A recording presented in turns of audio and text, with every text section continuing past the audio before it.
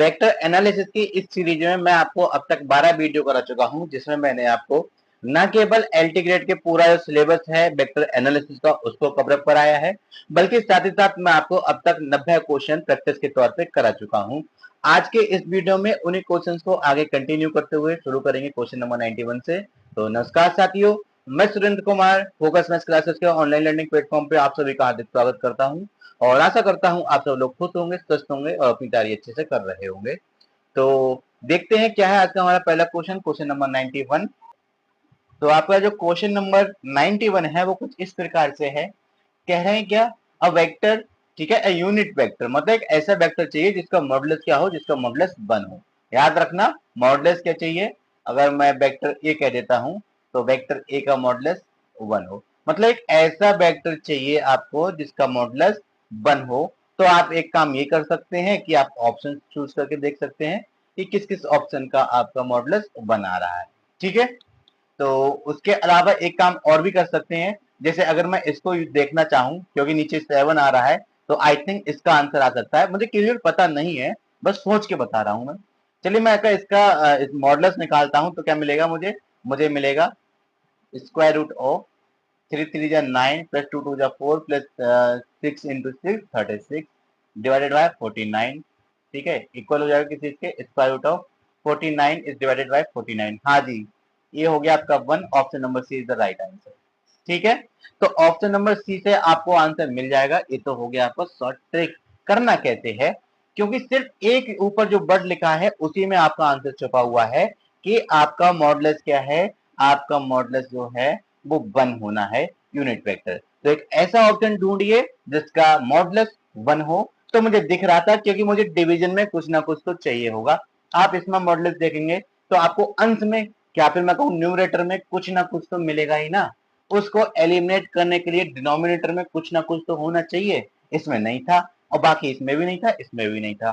था किसमें, इसमें। इसमें डिवाइडेड बाय 7 आ रहा है, मतलब एटलीस्ट डिनोमिनेटर में मेरे पास 7 का स्क्वायर 49 अवेलेबल रहेगा किसी भी चीज को डिवाइड करने के लिए। तो इसलिए आप देख सकते हैं कॉमन सेंस वाली बातें हैं, ऐसा ज्यादा कुछ है नहीं।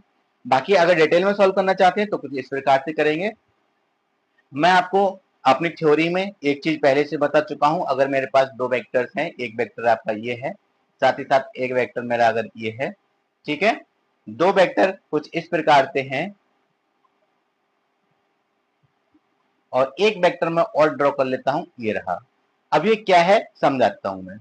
मैंने कहा ये वाला वेक्टर क्या है, ये वाला मेरा वेक्टर ए है, ये वाला मेरा वेक्टर बी है, और ये जो है ये रेड कलर से जो मैंने एक वेक्टर बनाया हुआ है वो एक्चुअली ये वेक्टर ए के भी लंबवत है 90 डिग्री है, और वेक्टर बी के भी लंबवत है 90 डिग्री है। तो मतलब एक ऐसा वेक्टर है जो वेक्टर ए वेक्टर बी दोनों के ही लंबवत है। तो वो वाला वेक्टर कुछ और नहीं होता बल्कि क्या होता है, उनकी क्रॉस प्रोडक्ट।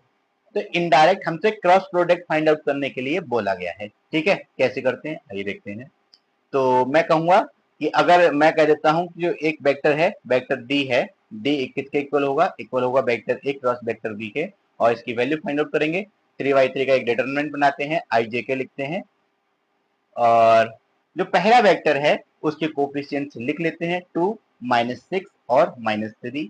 दूसरा वेक्टर 4 3 और -1। सॉल्व करते हैं, पाएंगे क्या, ठीक है, सॉल्व करते हैं पाएंगे क्या, आइए देखते हैं। आई टाइम्स ये हो गया 6 और ये हो गया प्लस का 9। ठीक है, 6 प्लस 9, क्योंकि वो माइनस माइनस प्लस हो जाना है, और 6 प्लस 9 होता है आपका 15 आई कैप। ठीक है, जे टाइम्स देखें, माइनस जे कैप टाइम्स क्या मिलेगा, माइनस का 2 प्लस का 12।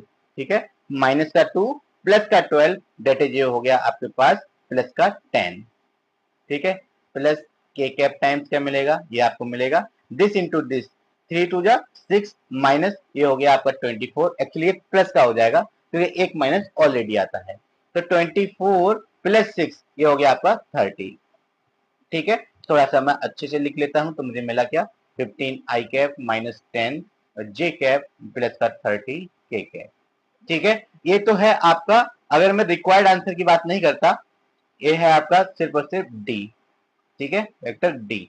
बट इन्होंने कहा है कि एक ऐसा वेक्टर चाहिए जिसका मॉडुलस 1 हो, तो इसको एकांक सदिश भी कहते हैं। तो अगर मैं ईटा कैप से रिप्रेजेंट कर दूं तो मैं इसको लिख सकता हूं कि vector D is divided by mod of vector D. तो इक्वल होगा किस चीज के, ये 15, अगर मैं इसमें से चलिए लिख लेता हूँ 15 आई कैप माइनस 10 जे कैप प्लस 30 के कैप, ठीक है, इज डिवाइडेड बाय, एक्चुअली इसके स्क्वायर करना थोड़ा सा मुश्किल हो जाएगा, इसलिए से मैं एक काम करता हूं कि यहाँ से जितना कॉमन ले सकता हूं उनको कॉमन ले ही लेता हूं। तो मैं यहाँ से कितना कॉमन ले सकता हूं, आप देख पा रहे होंगे, मैं 5 तो मेरा कॉमन आ ही जाएगा, बचेगा क्या, ये 3 I cap minus 2 J cap plus 6 K cap, ठीक है। अब इससे मुझे आसानी क्या होगी बताता हूं। एक्चुअली जब भी हम स्क्वायर रूट लेते हैं या स्क्वायर लेते हैं तो लंबे लंबे जो टर्म्स मिलते हैं उनसे बचने के लिए हम ये काम करते हैं, जो कॉमन पोर्शन होता है उसको हटा देते हैं, ठीक है।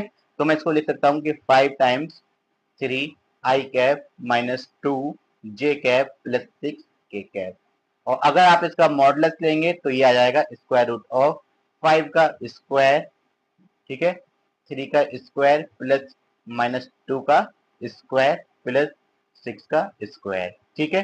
सिंप्लीफाई करते हैं, 5 as it is 3 I cap minus 2 J cap plus 6 K cap. Answer तो हालांकि आपको दिखने लगा होगा, टर्म्स तो यहां से बन गए, टर्म यहां से बन गए 3 2 6, 3 माइनस 2 6, 3 माइनस 2 6। आंसर तो बहुत पहले ही पता चल गया, बस डिटेल में फाइनल आंसर लेके आना था। तो मैं डी की बात करता हूँ, ये मिलेगा क्या मुझे 5 एज इट इज, ये बचेगा स्क्वायर रूट ऑफ 3 3 जा 9 प्लस 2 2 जा 4 प्लस 6 6 की मल्टीप्लाई हो जाती है 36। थोड़ा सिंप्लीफाई करता हूँ, 5 से 5 कैंसिल आउट, ये बच्चा मेरे पास 3 I cap minus 2 J cap plus 6 K cap is divided bye, ये हो जाता है आपका 49 दैट इज 7, ठीक है, 7, ठीक, यही तो आंसर है। मैं इसको सेपरेटली ब्रेक ना करके मैंने होल के डिवाइड कर दिया है, तो बात मेरी वही है, option number C is the right answer. I think आपको ये क्वेश्चन समझ में आया होगा। चलिए चलते हैं अगले क्वेश्चन, क्वेश्चन नंबर 92 पर क्या है आइए देखते हैं। The value of the scalar P, okay एक स्केलर पी है वो फाइंड आउट करना है, such that the vector this and this are coplanar. अब देखो 1 2 3 वेक्टर्स हैं, कोप्लेनर हैं, तो इसके लिए मैंने आपको कई बार चीजें बताई हुई हैं, इसको करेंगे कैसे, ठीक है, आइए देखते हैं। तो ये क्वेश्चन मैंने आपको इतनी बार कराया है, शायद आपको याद भी आ चुका होगा। मैं आपसे क्या कहा करता था कि भाई एक चीज तो ये होती है कि अगर मेरे पास 3 वेक्टर ए बी सी इस प्रकार से हैं कि वो कोप्लेनर है, तो मैं क्या करता था, उनका स्केलर ट्रिपल प्रोडक्ट की जो वैल्यू हुआ करती थी उसको मैं 0 कर दिया करता था, क्योंकि ये कंडीशन होती है कोप्लेनरिटी की, ठीक है। आई थिंक इतनी सी बात आपको अब तक तो क्लियर हो ही चुकी होगी, क्योंकि 90 क्वेश्चंस तो मैं अब तक आपको करा ही चुका हूं, उसमें कई बार यूज कर चुका हूं, ठीक है। और मैंने आपको एक चीज और बताई थी कि इसको जब हम सॉल्व कर रहे होते हैं तो एक काम ये करते हैं कि जो डिटरमिनेंट बनाते हैं हम 3/3 का, उसमें जो पहला रो होता है वो उस वाले वेक्टर को बनाइए जिसमें आपका अननोन छुपा है। तो आपका अननोन किसमें छुपा है, आपका अननोन इस वेक्टर में छुपा है, ठीक है। तो आप इस वेक्टर को पहला रो बनाएंगे, ठीक है, याद रखना। अदरवाइज आपका पी मल्टीपल पोजीशंस पे आएगा, फिर आप पी को अलग काउंट करेंगे, बाकी नंबर्स को अलग काउंट करेंगे, तो उतना ड्रामा करने की जरूरत नहीं है, ना उतना हैवी कैलकुलेशन करना है। तो हम इसको बनाएंगे क्या, मैं लिखूंगा, फॉर्मूला तो यही रहेगा कि डिटरमिनेंट की वैल्यू 0 हो जाती है, अगर मैं इसको डेल्टा से भी रिप्रेजेंट कर दूं तो डेल्टा इज इक्वल टू 0 आप लिख सकते हैं। तो पहला कॉलम या सॉरी पहला रो जो है ये वाला रहेगा, तो मैं लिख सकता हूं क्या 3p5, बाकी आप जो मर्जी जहां चाहें वो लिख सकते हैं, इसको आप पहले पे लिख लीजिएगा, कैलकुलेशन में आसानी होती है। तो ये हो गया 2 माइनस 1 1, ये हो गया आपका 1 2 और -3, सॉल्व करते हैं, 3 टाइम्स क्या मिलेगा, ये हो जाएगा प्लस का 3 माइनस का 2 that is 1, minus p times मिलेगा, माइनस का 3 टू जा 6 और माइनस 1 तो ये हो गया माइनस का 7 और ये हो गया प्लस का 5 टाइम्स, इन दोनों की मल्टीप्लाई 2 टू जा 4 माइनस माइनस प्लस 1, ठीक है, तो 5 RHS 0, सॉल्व करते हैं, 3 plus 7p plus 25 is equal to 0, लिख सकता हूं मैं 7p plus 28 is equal to 0, या लिख सकता हूं p की वैल्यू क्या हो गई -4। चेक कीजिए option, option number C is the right answer. आप देख पा रहे होंगे मेरी कैलकुलेशन में p जो है सिर्फ एक जगह आया है, ये वाला, ठीक है। और अगर आप इसको, अगर ये R1 है, R1 को आप उठा के R3 की जगह पर रख देते तो यकीन मानिए एटलीस्ट 3 से 4 जगह या फिर मैं कहूँ 3 जगह तो आपका पी आएगा ही आएगा, फिर पी को आप इकट्ठा करते रह जाएंगे। ठीक है, चलिए चलते हैं अगले क्वेश्चन, क्वेश्चन नंबर 93 पर क्या है आइए देखते हैं। अब ये क्वेश्चन जो है ये एक्चुअली आउट ऑफ सिलेबस है, ये पुराना क्वेश्चन है, अब ये नहीं पूछा जाता, ना आपको ये सब चीजें पढ़ाई गई होंगी। तो कह रहे हैं R be a position vector of a particle of mass M relative to a point O मतलब ओरिजिन है, यहाँ पे 0 लिखा हुआ है। देन द वेक्टर सम, ठीक है, वेक्टर सम की बात कर रहे हैं हमसे, vector sum this is called. तो ये अगर आपको इस प्रकार से लिखा हुआ मिल जाएगा, ठीक है, तो आपको एक चीज तो पता होगी मोमेंटम क्या होता है। मोमेंटम का आपका फॉर्मूला रहता है mv। अगर मैं एंगुलर मोमेंटम निकालता हूं तो एंगुलर मोमेंटम में क्या होता है कि वेक्टर आर से आपकी क्रॉस मल्टीप्लाई हो जाती है। तो ये आपका कुछ और नहीं है, थोड़ा सा मैंने ये रह जाता है, वेक्टर आर की मल्टीप्लाई पहले कर देते हैं। तो ये जो आपका ये एक्सप्रेशन है एक्चुअली ये किसी और को रिप्रेजेंट नहीं कर रहा है। अगर आपको 12th की थोड़ी सी फिजिक्स याद आ रही हो तो उसमें आपने एंगुलर मोमेंटम काफी बार पढ़ा था, तो ये उसका इक्वेशन रहता है, दैट इज इसका आंसर क्या हो जाएगा, option number C, angular momentum is the right answer. चलिए चलते हैं क्वेश्चन नंबर 94 पर क्या है, कह रहे हैं if a unit vector in X Y plane. ठीक है, फिर से मैं आपको बता दूं कैसा वेक्टर है, यूनिट वेक्टर, किसमें है, एक्स वाई प्लेन, मतलब के तो आएगा ही नहीं। Make an angle of 45 degree with the vector this and angle 60 degree with the angle with the vector this, then the vector will be. अब एक ऐसा वेक्टर है, ठीक है, वो एक्स वाई प्लेन में है, याद रखना कैसा है, एक्स वाई प्लेन में एक वेक्टर है जो इस वाले वेक्टर के साथ क्या बना रहा है, 45 डिग्री एंगल बना रहा है, इस वाले वेक्टर के साथ क्या कर रहा है, इस वाले के साथ 60 डिग्री का एंगल बना रहा है। ठीक है, करते हैं कैसे। मैं कहता हूं कि मेरा एक्स वाई जो है अगर मैं वेक्टर ए से रिप्रेजेंट कर दूं तो मेरा x I cap plus Y J cap एक वेक्टर है, और एक ऐसा वेक्टर है कि मॉड ऑफ ए निकालूं तो वो हो जाएगा किस चीज के, मॉड ऑफ ए इक्वल हो जाएगा 1 के।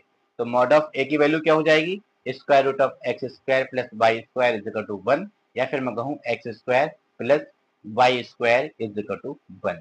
ठीक है, ये आपका रहेगा, एक कंडीशन तो ये रहेगी। अब ये तो हमने जितनी प्राइमरी इंफॉर्मेशन गिवन थी उसका यूज किया, बाकी अब करते हैं आगे सॉल्व कैसे। आपको पता होगा, ठीक है, आपको पता होगा कि cos थीटा की वैल्यू किसके इक्वल होती है, वो इक्वल होती है vector A dot vector B is divided by mod of vector A mod of vector B. ठीक है, ए को मैंने बोल दिया ये वाला, चलिए मैं इसको वेक्टर बी बोल देता हूँ, इसको वेक्टर सी बोल देता हूँ।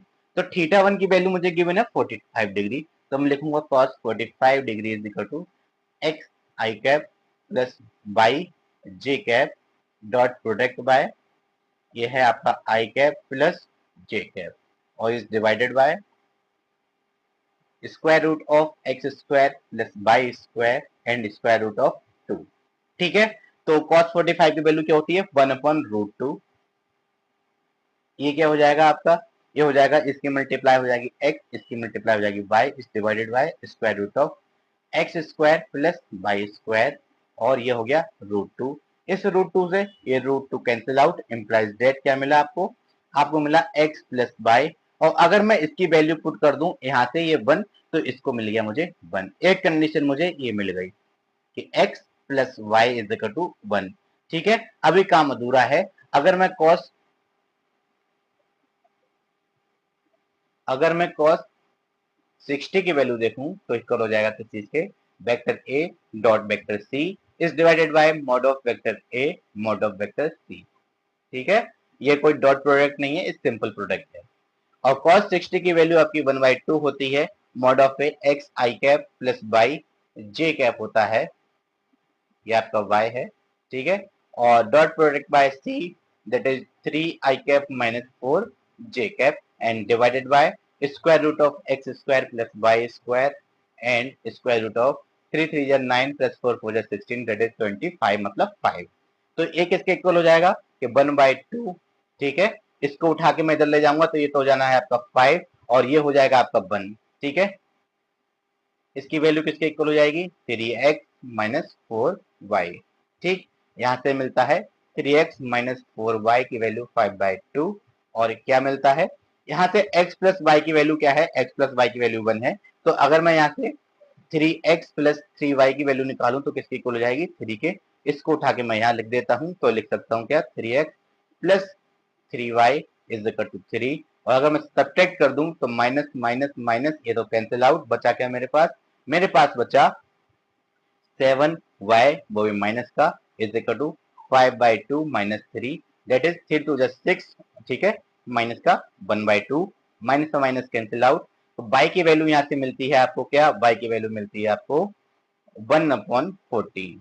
तो क्या एक बात बताइए, यहाँ पे y की वैल्यू 1/14 में पुट कर देता हूँ, ऐसा कोई ऑप्शन है मेरे पास जिसमें 1/14 आ रहा हो? जी बिल्कुल नहीं। That is option number D is the right answer. आपको x निकालने की जरूरत नहीं है क्योंकि टाइम वेस्ट हो जाएगा। ठीक है, आई थिंक आपको इतनी बात समझ में आई हो। चलिए चलते हैं अपने अगले क्वेश्चन नंबर 95 के पास, क्या है आइए देखते हैं। तो क्वेश्चन नंबर 95 बोल रहे हैं क्या, कि mod of a plus B is equal to mod of a plus mod of b, where vector a and vector b are any vector, then this equality. ठीक है, तो आपको एक कंडीशन गिवन है, कंडीशन क्या है, कह रहे हैं कि mod of vector a plus vector b की वैल्यू इक्वल होगी mod of vector a plus mod of vector b। क्या ये सत्य है? जी बिल्कुल सत्य नहीं है। कैसे, आइए देखते हैं। इसको एक सिंपल एग्जाम्पल की हैसियत से समझने की कोशिश करते हैं। मैं आपसे कहता हूं कि मैंने आपके सामने दो अलग अलग वेक्टर्स को चूज किया। जैसे अगर मैं वेक्टर ए को लिख दूं, आई जे के मैं लगाऊंगा नहीं, आप खुद लगा लीजिएगा कि 0,3,4 एक ये वेक्टर है। एक वेक्टर आपके पास वेक्टर बी इस प्रकार से है कि 1,2,3। ठीक है, तो अगर मैं यहाँ से मॉड ऑफ वेक्टर ए निकालूं तो किसके इक्वल हो जाएगा, ये इक्वल हो जाएगा 5 के। 4 4 जा 16 प्लस 3 3 जा 9 और 16 प्लस 9 25 और square root of 25 that is 5। और अगर मैं मॉड ऑफ बी की वैल्यू निकालूं तो मॉड ऑफ बी मेरा इक्वल हो जाएगा किस चीज के, स्क्वायर रूट ऑफ 3 3 जा 9, ठीक है, 9 2 2 जा 4 13 हो गया प्लस 1 दैट इज 14। ठीक है, इतनी सी बात आपको समझ में आ गई होगी। और वहीं मैं vector A plus vector B की वैल्यू निकालूं तो किसके इक्वल हो जाएगी, ये हो जाएगा 1 5 और 4 प्लस 3 7। तो अगर मैं mod of vector A plus vector B निकालता हूं तो इक्वल हो जाएगा किस चीज के, square root of 1 plus 25 plus 7 7 जा 49। ठीक है, इक्वल हो जाएगा किस चीज के, ये हो जाएगा 50 और 70 75 आपके। ठीक है, तो क्या ये इक्वल हुए कि mod of vector A plus vector B की वैल्यू दैट इज ये है √75 इक्वल हुआ कि 5 प्लस √14। क्या मैं ऐसा लिख सकता हूं? बिल्कुल नहीं लिख सकता। तो ये कह रहे हैं ऑलवेज होल्ड, आप वेक्टर ए वेक्टर बी मनचाहा जो ले लीजिए, ऑलवेज होल्ड कहने की बात कर रहे हैं। तो ये बात कर रहे हैं, ये बात गलत कर रहे हैं। ठीक है, ये नहीं होगा। अब नेवर होल्ड, अब ये भी नहीं कह सकते कि कभी होगा ही नहीं ऐसा। क्यों? क्योंकि चौथा ऑप्शन अगर मैं देखूं, holds only vector A vector B is equal to 0, तो ये तो कोई बात ही नहीं हुई कि 0 प्लस 0, ठीक है, इज इक्वल टू 0 प्लस 0। ये तो कोई बात ही नहीं हुई, ये भी 0 कर दिया, ये भी 0 कर दिया। अब तो 0 की कहानी तो ऐसी है ना, कहीं पे भी लिख दीजिए सबको 0 ही कर देगा। इसका मतलब थोड़ी नहीं है कि वो सत्य है। ठीक है, इसका मतलब ये ऑप्शन भी आपका गलत हो गया। अब ये कह रहे हैं नेवर होल्ड, ठीक है, ये बोल रहे हैं नेवर होल्ड। अरे अभी तो करके दिखाया मैंने डी की हेल्प से, भले ही मैं उसको लूंगा नहीं क्योंकि वो एक गलत तरीका है कि किसी की चीज वैल्यू 0 ले लो और आरएचएस 0 करके दिखा दो, वो तरीका गलत है। आप 0 लेकर उसको सॉल्व नहीं कर सकते। तो ये कह रहे हैं नेवर होल्ड, तो एक तो डी में होल्ड करके इन्होंने दिखा दिया, तो बी मेरा ऑटोमेटिक गलत हो जाएगा। डी मेरा गलत बेशक है लेकिन वो बी को भी गलत कर दे रहा है। ठीक है, तो option number C is the right answer. कैसे, बताता हूं। अब कह रहे हैं hold only when vector A is equal to के टाइम्स वेक्टर बी, मतलब आपका जो वेक्टर ए है और वेक्टर बी जो हुआ है वो कैसे हैं, वो आपके पैरेलल वेक्टर हैं, या फिर मैं कहूं vector A and vector B कैसे हैं आपके, वो हैं आपके कोलिनियर। ठीक है, अगर ये कोलिनियर हैं तो ये होते हैं vector A is equal to lambda times लगा लीजिए, के टाइम्स लगा लीजिए, आपकी मर्जी, के एक नॉन जीरो स्केलर है। ठीक है, तो अगर मैं इसको यहाँ पे पुट कर देता हूं तो मिलेगा क्या, मुझे मिलेगा वेक्टर ए प्लस के टाइम्स वेक्टर, ठीक है,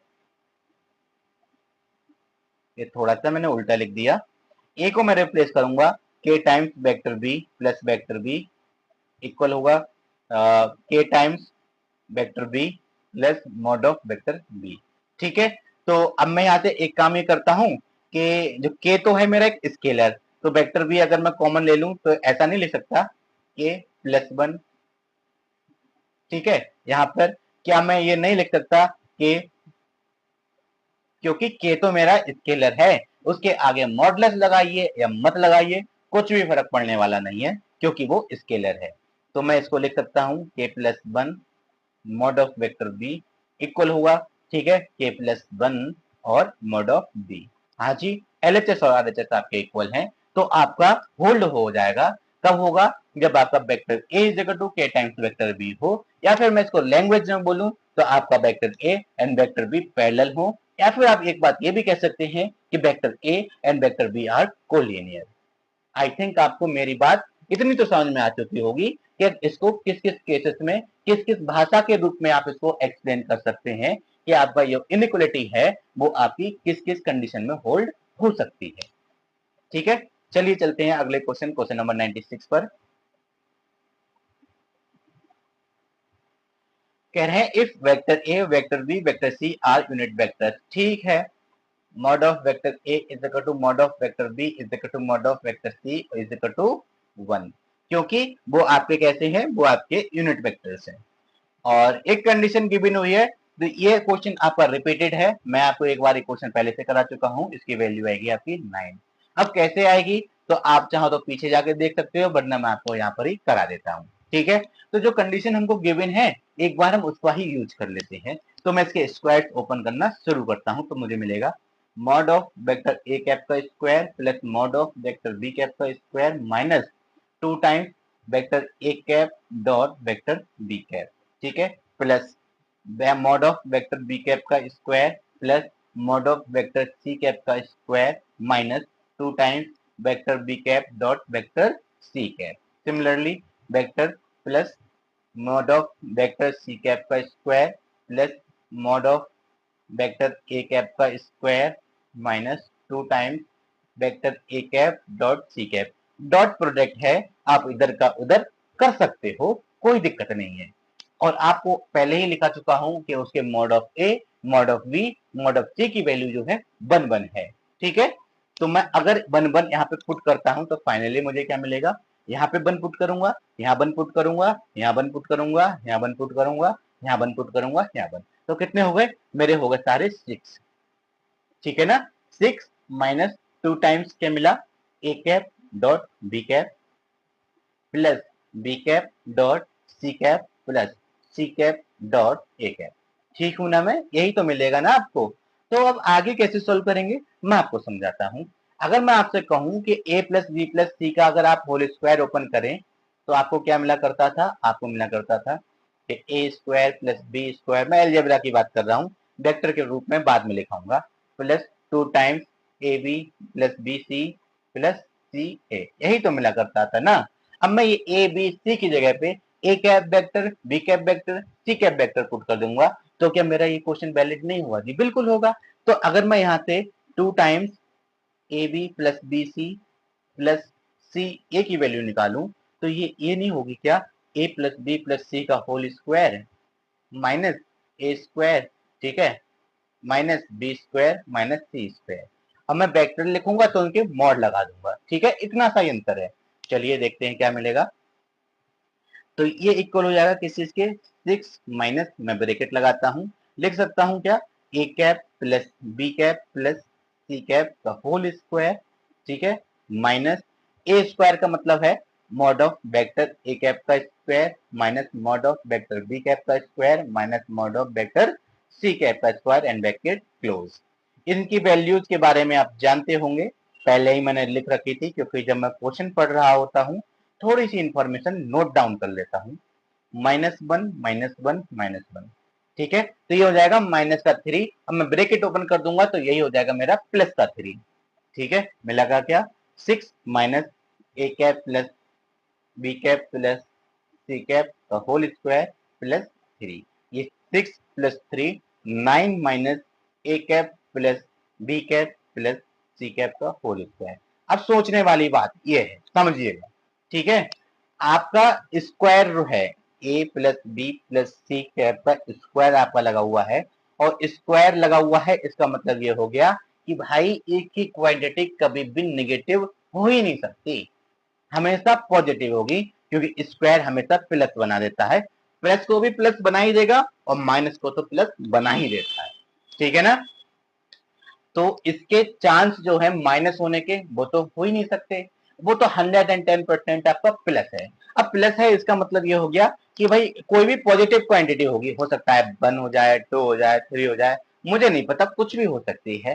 तो अगर मैं देखूं, चलिए हो सकता है ये जीरो भी हो, ठीक है ना, हो सकता है ये जीरो भी हो, तो ऐसा लिख सकता हूँ क्या कि 9 माइनस जीरो डेट इज 9, ऐसे ही हो सकता है 9 माइनस 1 इज इक्वल टू 8, ऐसे ही 9 माइनस 2 इज इक्वल टू क्या 7। कहने का मतलब मैक्स टू मैक्स वैल्यू क्या हो सकती है, ठीक है ना, मैक्सिमम हद में हद कितना जा सकता है, हद में हद ये आपका 9 ही हो सकता है। तो भाई पूछ रहे हैं कि डज नॉट एक्सीड, किससे ज्यादा नहीं हो सकती, इसकी वैल्यू 9 से ज्यादा नहीं हो सकती, तभी मैंने इसका ऑप्शन बी चूज किया था, option B 9 is the right answer. I think आपको मेरा जो पॉइंट है समझाने का वो आपको समझ में आया होगा। कहने का इतना सा तात्पर्य है कि 9 में से जो भी चीज होगी वो घटनी है, उसमें जुड़ना कुछ नहीं है। जैसे 9 से 10 हो जाए कुछ चीज ऐड करके, 10 कभी नहीं होगा, कम तो हो सकता है, ठीक है, उससे ऊपर नहीं जा सकता। तो एक्सीड की बात में कर रहे हैं, मैक्स टू मैक्स वैल्यू पूछ रहे हैं, तो मैक्स टू मैक्स 9 हो सकती है, ठीक है। चलिए चलते हैं अपने अगले क्वेश्चन, क्वेश्चन नंबर 97 पर। तो क्वेश्चन नंबर 97 कुछ इस प्रकार से है, कह रहे हैं इफ द वेक्टर्स एबीसी, ठीक है, form the side BC CA AB respectively of a triangle ABC. अब ये क्वेश्चन भी रिपीटेड है, मैंने ही आपको कराया हुआ है, अगर आपने पुराने वीडियोस देखे हैं तो आपको ये चीज पता होगा, ठीक है।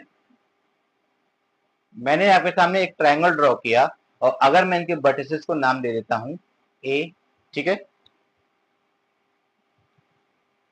मैं इसको ए कह देता हूं, मैं इसको बी कह देता हूं, मैं इसको सी कह देता हूं। तो बी सी वेक्टर ए से रिप्रेजेंटेड है, सी ए वेक्टर बी से रिप्रेजेंटेड है, और ए बी आपका वेक्टर, ठीक है, ये इस प्रकार से है B C C A B, ये आपके रिप्रेजेंटेड है किस चीज से, वेक्टर सी से।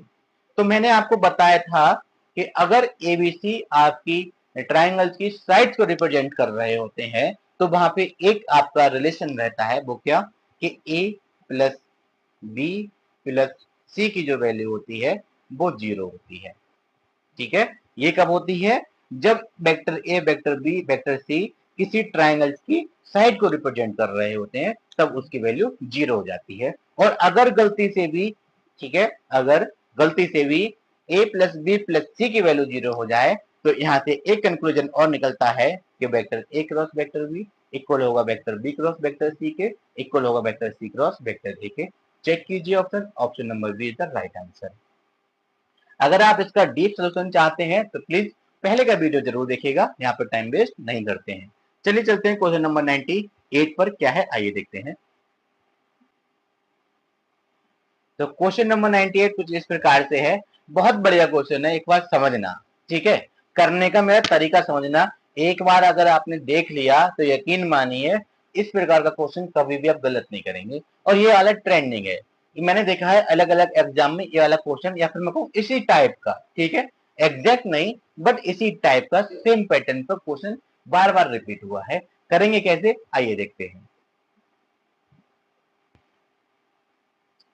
तो कह रहे हैं ABC are three coplanar vector. अब ये एबीसी थ्री कोप्लेनर है तो कोप्लेनर की कंडीशन पता होना चाहिए, वो क्या कि scalar triple product of ABC की वैल्यू किसके इक्वल हो जाएगी, जीरो के। ये होती है आपकी कंडीशन जब आपके तीन वेक्टर जो है कोप्लेनर होते हैं, ठीक है, इतना याद रखिएगा।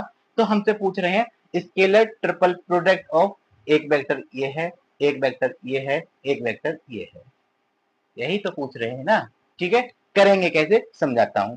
अगर आपको मैट्रिक्स का थोड़ा सा भी ज्ञान है तो आप एक बात समझ में आएगी आपको। तो अगर मैं इसको ऐसे लिखूं, ये जो लिखा हुआ है इसको ऐसे लिख सकता हूं कि vector A vector B vector C, और इसको अगर मैं इस प्रकार से लिखता हूं मैट्रिक्स फॉर्म में के 2 - 1 0, मैंने इसको बना दिया क्या, ये मेरे हर एक वेक्टर अपने आप में क्या है, हर एक वेक्टर अपने आप में कॉलम होगा। मैं हर वेक्टर को अपने आप में एक कॉलम बना दे रहा हूं, ठीक है। दूसरा क्या हो जाएगा 0 2 - 1, तीसरा क्या हो जाएगा ये हो जाएगा -1 0 2। अगर आपको ये बात समझ में नहीं आई हो तो आप एक काम ये कर सकते हैं कि आप इनकी मल्टीप्लाई करके देख लीजिएगा, ठीक है।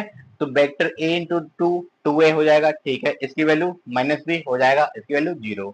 यही तो है पहला वेक्टर।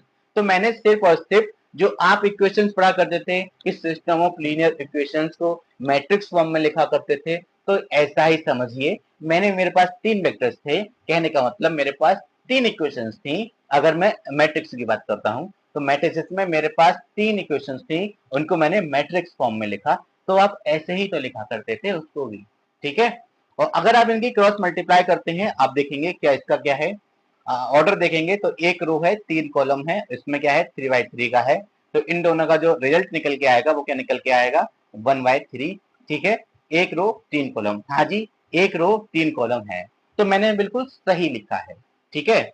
याद रखना समझाने में थोड़ा सा टाइम लगता है, अगर आप सॉल्व करने को बैठोगे खुद से तो 15 से 20 मिनट ही लगते हैं।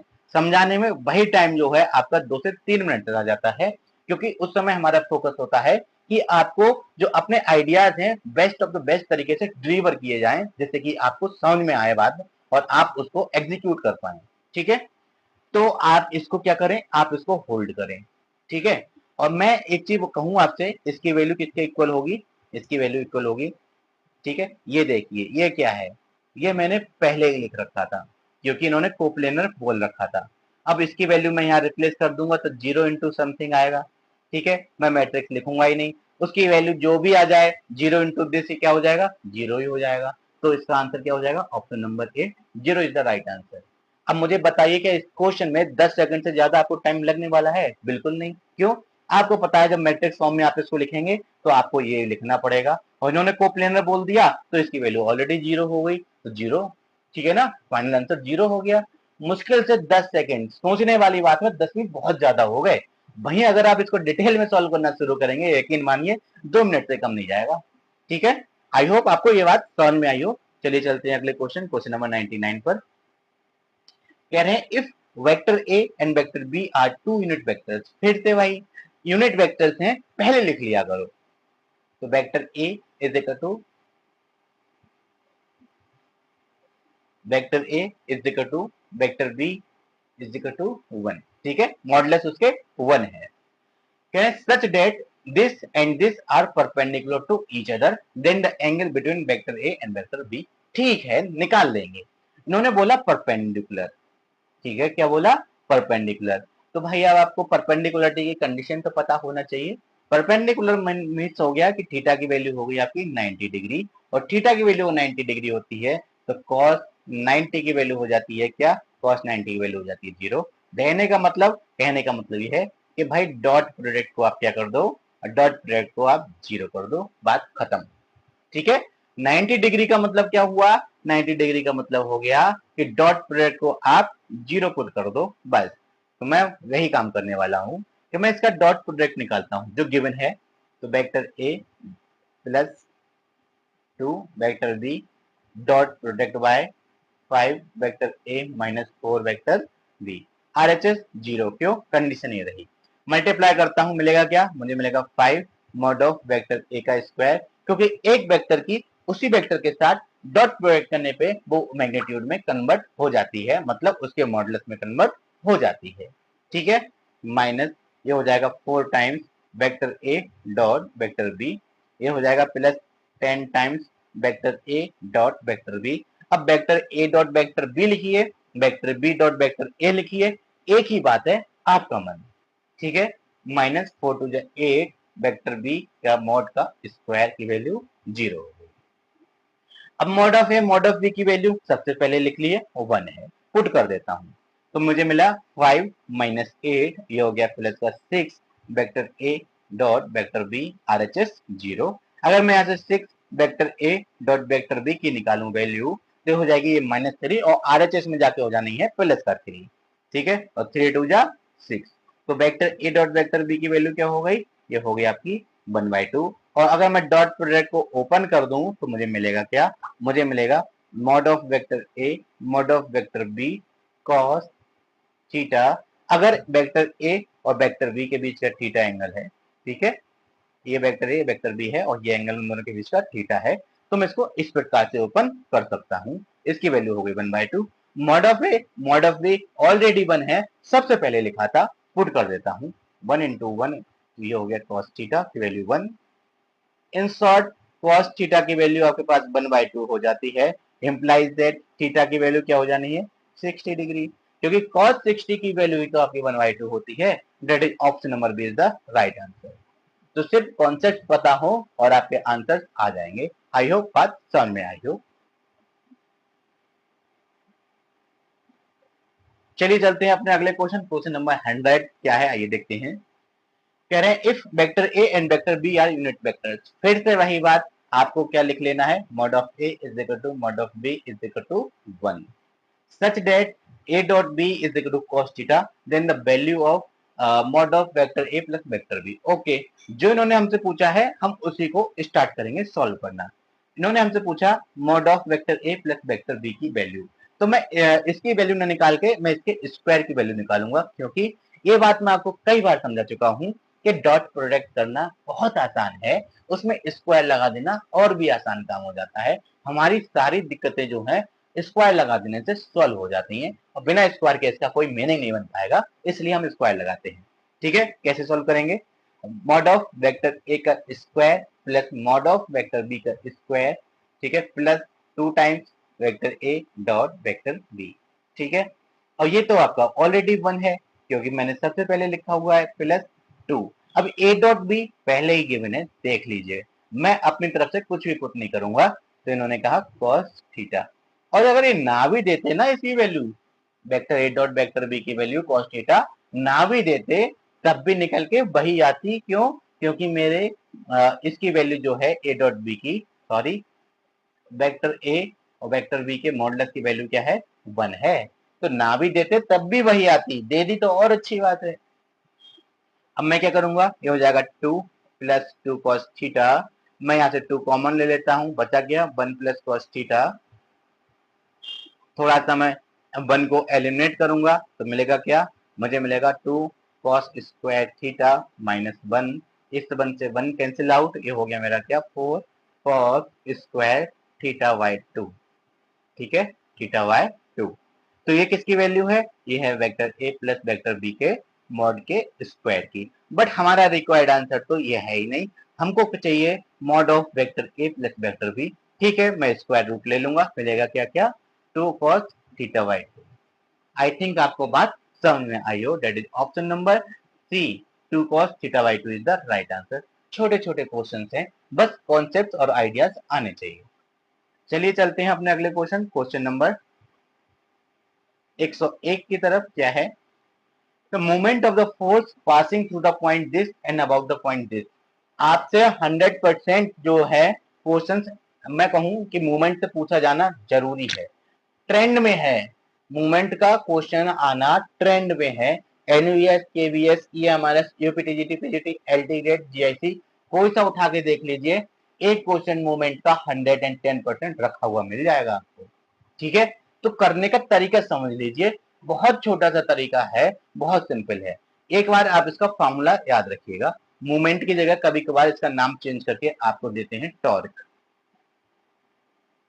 ठीक है ना, मूवमेंट ऑफ फोर्स या टॉर्क एक ही चीज है।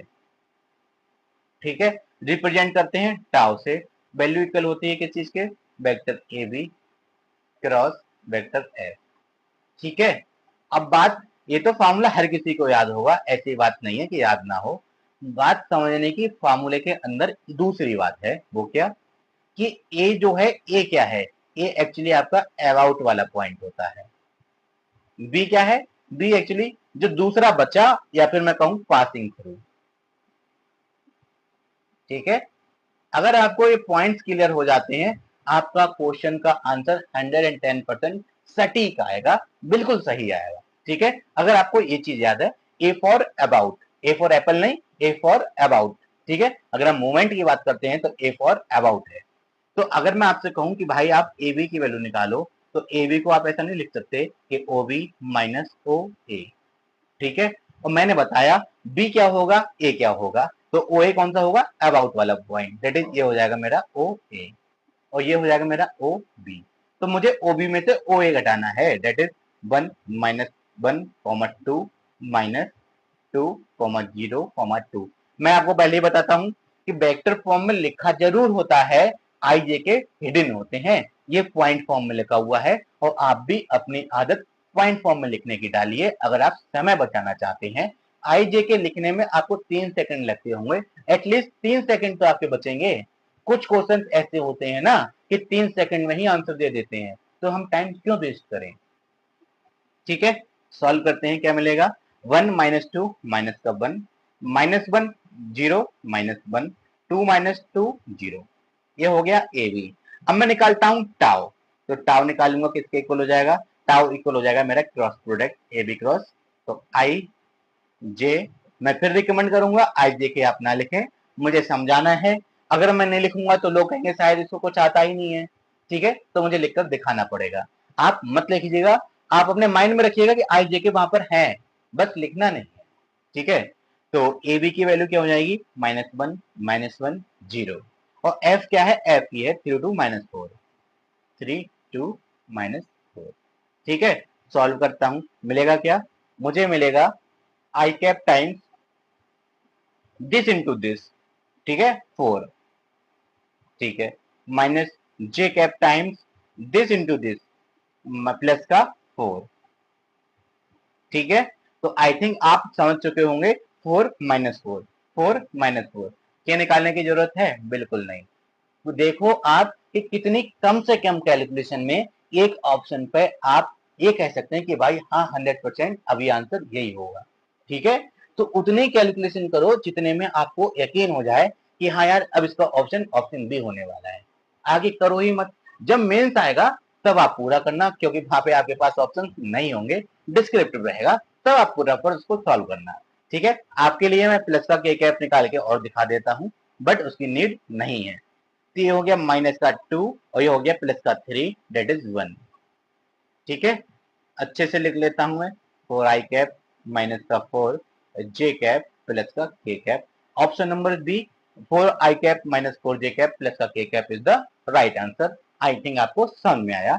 चलिए चलते हैं नेक्स्ट क्वेश्चन, क्वेश्चन नंबर 102 पर। क्या है, in the vector area of the triangle the position vector, एक वेक्टर ये बेमतलब लिख दिया है, खाली मूली और खराब कर रहा है फ्लो को। Area of the triangle the position vector of those vertices are, अरे इनकी लैंग्वेज में मत जाइए, इतना मोटा मोटा समझिए। एक ट्राइंगल है, ठीक है, एक ट्राइंगल आपके पास है, अगर मैं उसके वर्टेक्स को इस प्रकार से लिख देता हूं कि ए बी सी, ठीक है, इस प्रकार से मैंने लिख दिया, तो उसके आपको वर्टिसेस के कोऑर्डिनेट्स दिए हैं। मैं लिख सकता हूं कि ए की वैल्यू किसकी है, जब पॉइंट फॉर्म में लिखते हैं 3 साइन लगाते हैं, वो रिप्रेजेंट करता है पॉइंट फॉर्म को, 2 लगाते हैं रिप्रेजेंट करता है इक्वल को। ठीक है, तो 2 3 -5, अगर मैं वेक्टर बी की बात करता हूं तो ये हो जाएगा 3 4 2, ठीक है, ऐसे सी की बात करता हूं तो इक्वल हो जाएगा 1 1 -1। अब मैं एक चीज आपको बता दूं, अगर आपको मेरे बताए हुए फार्मूलाज याद है, एरिया ऑफ ट्राइंगल को मैं डेल्टा से रिप्रेजेंट करता हूं, और मैंने आपको बताया था डेल्टा के 4 फार्मूले बताए थे। ठीक है, डेल्टा के 4 फार्मूले बताए थे, या फिर मैं कहूं डेल्टा के मैंने 5 बताए थे, एक और भी था, शायद आपको याद आ रहा हो। तो यहाँ पे क्या होगा, यहाँ पे होगा mod of A B cross A C, मैं इसका यूज कर लूंगा। आप उन चारों में से जो मर्जी यूज कर लो, आंसर तो सटीक आना है। ठीक है, ये होता है आपका एरिया का फार्मूला। एबीसी क्या है, एबीसी एक्चुअली साइड्स है, ए बी सी आपको वर्टेक्स गिवन है, तो मैं यहां से ए बी निकाल लूंगा। ठीक है, मैं यहां से ए बी निकाल लूंगा, कैसे बताता हूं। तो अगर मैं यहां से ए बी निकालूं, वेक्टर ए बी किसके इक्वल हो जाएगा, बी माइनस ए, यही तो होता है ना, ए बी इक्वल होता है ओ बी माइनस ओ ए, या फिर मैं लिख सकता हूं कि बी माइनस ए। ठीक है, तो this minus this that is 1 1 2 -5 2 -5 that is 7। ठीक है, ए सी निकालूंगा। ठीक है, सी में से ए को हटाना है, 1 -2 दैट इज माइनस का 1 1 -3 दैट इज माइनस का 2 -1 माइनस माइनस का 5 दैट इज प्लस का 5 और माइनस का 1 दैट इज 4। ठीक है, ये आपको मिल गए ए बी और ए सी। क्या आप इसका क्रॉस प्रोडक्ट नहीं निकाल सकते? बिल्कुल निकाल सकते हैं, चलिए निकालते हैं। Vector A B cross vector A C की वैल्यू हो जानी है I cap, J cap, K cap, और ए बी का है 117, ए सी का है -1, -2, 4। ठीक है, चलिए आगे सॉल्व करते हैं। मिलेगा क्या? मिलेगा आई कैप टाइम्स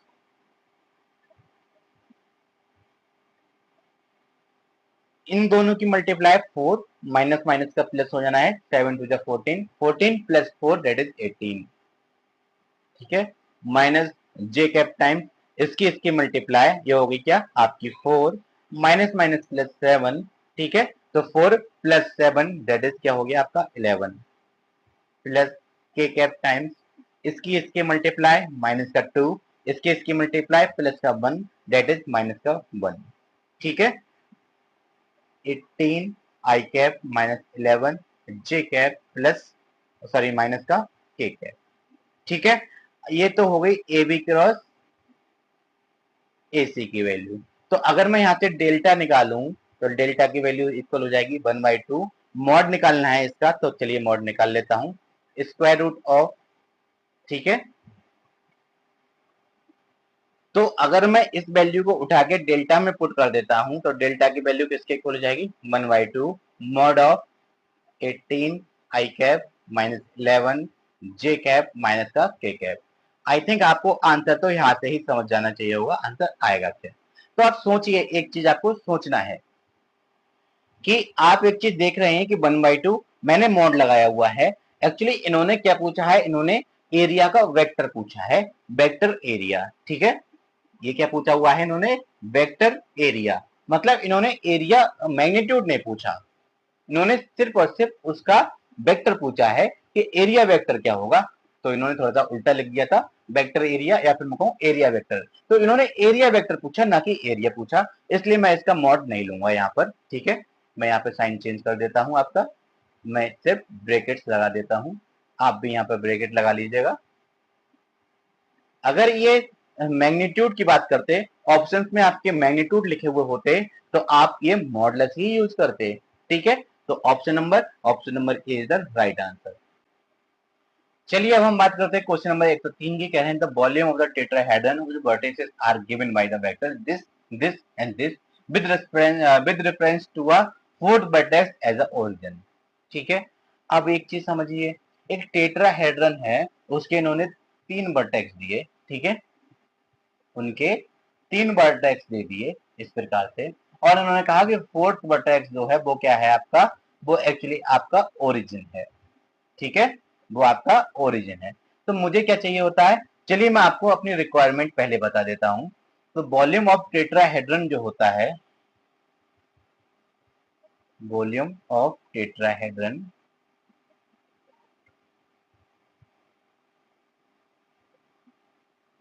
वो इक्वल होता है 1/6 of scalar triple product of ABC, where ABC are the, ठीक है, where ABC are the coterminous side of a tetrahedron. ठीक है, उसकी एडजेसेंट साइड्स हैं या कोटर्मिनेट साइड्स हैं। अब आप सोच रहे होंगे साइड तो हमको गिवन ही नहीं है, अब क्या करें हम। ठीक है, साइड्स गिवन नहीं है, कुछ और तो गिवन है, वो क्या, इन्होंने कहा कि आपके पास वर्टेक्स गिवन है 1 2 3। ठीक है, और एक चौथा ओरिजिन, ये क्या है, ये तो मेरा ओरिजिन है। तो एक बात आप मुझे बताइए, अगर मैं इस ओरिजिन को इससे मीट करा दूं एक साइड, ठीक है, इससे मीट करा दूं 2 साइड, इससे मीट करा दूं 3 साइड, तो मेरे वेक्टर्स ये नहीं हो सकते। अगर मैं इसको ए कह देता हूं,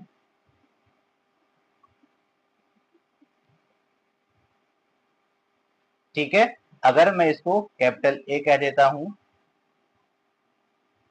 इसको कैपिटल बी कह देता हूं, इसको कैपिटल सी कह देता हूं। ठीक है, ये मेरे पॉइंट हैं, और वेक्टर्स ये है, ये मेरा ए है, ये मेरा बी है, ये मेरा सी है। तो मुझे ए वाला वेक्टर चाहिए, इसको मैं वेक्टर ए कह देता हूँ, इसको मैं वेक्टर बी कह देता हूँ, इसको मैं वेक्टर सी कह देता हूँ। तो सी minus O, B minus O, ए माइनस ओ, पोजिशन वेक्टर निकालने हैं ना मुझे। दैट इज ये मेरे एज अ वेक्टर के प्रूफ में ही काम करेंगे, क्योंकि इन्होंने बोला कि जो फोर्थ वर्टेक्स है वो आपका ओरिजिन है। तो ओरिजिन, अब इसमें से 0,0 घटाइए, क्या ही फर्क पड़ता है। इसलिए ये आपके डायरेक्ट एज अ वेक्टर के जैसे, एज अ साइड के जैसे वर्क करेंगे। हालांकि यहाँ गिवन क्या है, हमें यहाँ वर्टेक्स गिवन है, साइड हमको गिवन नहीं है, बट इन्होंने ओरिजिन बोल के इनडायरेक्ट बता दिया, हमको हिंट्स दे दी कि भाई वो वर्टेक्स तो है पर वो साइड भी सेम ही होंगी। ठीक है, तो मैं क्या करूंगा, मैं निकालूंगा 1/6 ऑफ स्केलर ट्रिपल प्रोडक्ट। ठीक है, तो मैं यहाँ पे 3/3 का डिटरमिनेंट ड्रॉ कर लेता हूँ। ये हो जाएगा आपका पहला वेक्टर -1 1 1। ठीक है, -1 1 1। दूसरा क्या है, 1 -1 1 -1 1। तीसरा क्या है, 1 1 और -1। चलिए ओपन करते हैं। 1/6 तो एज इट इज रहेगा, तो ये हो जाएगा -1 times this into this 1 -1 that is 0, minus का 1 टाइम्स। ठीक है, -1 times this into this minus का 1, दिस इंटू दिस माइनस का 1, -1 -1 माइनस का 2। ठीक है, plus 1 times this into this 1, this into this minus -1 that is 2। ठीक है, ये हो जाएगा आपका क्या, ये हो जाएगा आपका 1/6 टाइम्स 2 + 2 दैट इज 4। ये हो गया आपका 4/6, या फिर मैं लिख सकता हूँ 2/3। चेक कीजिए option 2/3, option number B is the right answer. I think आपको बात समझ में आई होगी। इसमें सिर्फ इतना सा था कि हमें साइड्स गिवन नहीं थी, बस साइड्स हमको फाइंड आउट करनी थी। और एक इन्होंने और छोटी सी बात बोल दी कि जो फोर्थ वर्टेक्स था वो क्या था, आपका ओरिजिन। तो हमें दिमाग लगाने की जरूरत नहीं पड़ी, जो वर्टेक्स थे एक्चुअली वो ही साइड को रिप्रेजेंट करने लगे। ठीक है, इतना सा छोटा सा कॉन्सेप्ट था इसमें, बट मोटी बात थी। चलिए चलते हैं अपने अगले क्वेश्चन, क्वेश्चन नंबर 104 पर। क्या है आइए देखते हैं। कह रहे हैं if the vector this and this are given then the expression which is not defined is. अब ये बच्चों वाला क्वेश्चन है, कैसे समझाता हूं मैं। दो वेक्टर हैं, ठीक है ना, लिख देता हूं। एक वेक्टर ए है, एक वेक्टर बी है। तो कह रहे हैं ए प्लस बी निकल सकता है, ऑब्वियस सी बात है, वेक्टर एडिशन तो संभव है ना, तो ये भी हो सकता है। क्रॉस प्रोडक्ट, अब ऑब्वियस सी बात है, vector A cross vector B निकल सकता है, बिल्कुल निकल सकता है, निकालते आ रहे हैं, तो ये भी संभव है। ठीक है, अब ये इसकी बात करते हैं। तो अगर मैं देखूं vector A dot vector B निकालूं, उसके साथ कोई एक चिपका दूं, तो आपको याद आ रहा होगा मैंने चिपकाना वर्ड यूज किया, मतलब मैं वेक्टर ट्रिपल प्रोडक्ट में चला गया। तो वेक्टर ट्रिपल प्रोडक्ट में ऐसा एक टर्म आया करता था। अगर आपको वो भी याद नहीं आ रहा है तो यहाँ पे करके देख लीजिए। ए डॉट बी अगर मैं निकालूं तो ए डॉट बी किसके इक्वल हो जाएगा, आई आई की मल्टीप्लाई 4 2 8, माइनस माइनस प्लस का 3 3 0 है ये तो। ठीक है, ये 3 इंटू 0 0 और 3 इंटू 0 0 हो जाएगा, दैट इज 8 ही हो जाएगा। तो अगर vector A dot vector B में वेक्टर ए से मल्टीप्लाई कर दूं तो इक्वल हो जाएगा किस चीज के, 8 टाइम्स 2i कैप माइनस 3 जे कैप। एग्जिस्ट तो करा ना, निकल के तो आया ना आपका, ऐसा थोड़ी नहीं है कि कैलकुलेशन हुई नहीं, कैलकुलेशन तो हुई, कुछ भी आई हमें मतलब नहीं है, मतलब वो एक्सप्रेशन एग्जिस्ट तो करता है। ठीक है, मतलब ये भी एग्जिस्ट करेगा। तो एग्जिस्ट कौन सा नहीं करेगा, ये एग्जिस्ट नहीं करेगा, इसलिए option number D is the right answer. इन्होंने पूछा कि कौन सा एक्सप्रेशन जो है वो डिफाइंड नहीं है। ये भी डिफाइंड है, vector addition, vector cross multiplication, और ये है आपका वेक्टर स्केलर डॉट प्रोडक्ट के साथ में किसी एक वेक्टर की मल्टीप्लाई, या फिर मैं कहूँ स्केलर मल्टीप्लिकेशन। ठीक है, इसको कहते हैं स्केलर मल्टीप्लिकेशन। और ये क्या है समझाता हूँ। आपको पता है vector A cross vector B से जो क्वांटिटी मिलती है वो क्या मिलती है, एक वेक्टर क्वांटिटी मिलती है। क्या मिलता है, वेक्टर क्वांटिटी। और vector A dot vector B से क्या मिलता है, स्केलर क्वांटिटी। यही तो है ना, स्केलर क्वांटिटी। अब स्केलर क्वांटिटी अभी आपको 8 मिली, तो 8 की मल्टीप्लाई आप इससे कर दिए, कुछ फर्क पड़ा, कुछ नहीं, एग्जिस्ट किया ना। अगर मेरे पास वेक्टर की मल्टीप्लाई, ठीक है, मैं एक मान लेता हूं कि ए क्रॉस बी जो है कुछ इस प्रकार से आया, A I cap plus B J cap plus C K cap, ये मैंने लिख लिया इसकी जगह पे। ये मेरे वेक्टर ए की वैल्यू ए आई, क्रॉस प्रोडक्ट निकाला मैंने, वेक्टर बी चलिए लिख लेता हूँ 4i कैप -3 जे कैप। ठीक है, अब इन दोनों का मैं मल्टीप्लाई करूंगा तो एक वेक्टर मिल जाएगा। कह देता हूँ मैं फाइनली जो मुझे वेक्टर मिला, मैंने बोला था फाइनली जो वेक्टर मिला मुझे ये रिजल्ट निकल के आया। अब मैं इसमें वेक्टर ए से क्या करूं, इसके साथ में वेक्टर ए लगा दूं, कोई मीनिंग है? क्योंकि दो वेक्टर के बीच में या डॉट प्रोडक्ट होगा या क्रॉस प्रोडक्ट होगा, इसके अलावा सिंपल प्रोडक्ट नहीं हो सकता। दो वेक्टर के बीच में ना तो या तो सिंपल डॉट प्रोडक्ट हो सकती है या सिंपल क्रॉस प्रोडक्ट होती है, या स्केलर ट्रिपल प्रोडक्ट तो बात की चीज हो गई, ठीक है। लेकिन सिंपल वाली जो मल्टीप्लाई होती है टू, इस प्रकार से 2 × 3 बराबर 6 हो जाता है, इस प्रकार की कोई भी मल्टीप्लाई नहीं होती। तो यहाँ ये बेमतलब में लगा हुआ था। अगर यहाँ पे डॉट या क्रॉस प्रोडक्ट होता लगा हुआ तो आपका ये भी एक्सप्रेशन डिफाइंड हो जाता, लेकिन यहाँ पर ये एक्सप्रेशन डिफाइंड नहीं होगा क्योंकि वेक्टर के साथ में कोई भी साइन दिया हुआ नहीं है, ना डॉट दिया है ना क्रॉस दिया है, तो कोई भी साइन ना होने की वजह से ये वाला एक्सप्रेशन डिफाइंड नहीं है। इस simple multiply between two vectors not valid. चलिए चलते हैं अपने आज के लास्ट क्वेश्चन नंबर 105 पर। क्या है? कहना the vector this is perpendicular to the vector this if lambda is equal to, ठीक है, थीटा की वैल्यू हमको गिवन है 90 डिग्री, और थीटा की वैल्यू जैसे ही 90 हो जाती है, जब मैं तुम परपेंडिकुलरिटी की मैं बात करता हूँ, तो ये हो जाता है कि मेरा डॉट प्रोडक्ट जो होती है उसकी वैल्यू क्या हो जाती है? 0। ठीक है, छोटा सा सिंपल सा लॉजिक है, डॉट प्रोडक्ट आप कर लीजिएगा, आंसर आ जाएगा। ठीक है, तो मैं इन दोनों की डॉट प्रोडक्ट करता हूं तो मुझे मिलेगा कि 2, 1, -1 की मल्टीप्लाई या डॉट प्रोडक्ट करता हूं किस चीज से? 1, -4, लैम्डा से, RHS 0 है, तो 2 × 1 2, -4 लैम्डा की वैल्यू हो गई 0, ये हो गया -2 लैम्डा की इज इक्वल टू 0, लैम्डा की वैल्यू हो गई -2। चेक कीजिए option, option number C is the right answer. I think समझ में आ चुका होगा। तो अगर आपको मेरा वीडियो अच्छा लगा हो, आपको मेरा पढ़ाया हुआ हेल्पफुल लगे, तो प्लीज मेरे चैनल को सब्सक्राइब जरूर कर दीजिएगा। साथ ही साथ वीडियो को आप अपने फ्रेंड एंड फैमिली ग्रुप में शेयर कर सकते हैं, और लाइक करने के साथ साथ आप अपनी ओपिनियन, आपको कोई सुझाव है तो आप उसको कमेंट बॉक्स में जरूर लिख दीजिएगा, मैं आपको रिप्लाई दूंगा।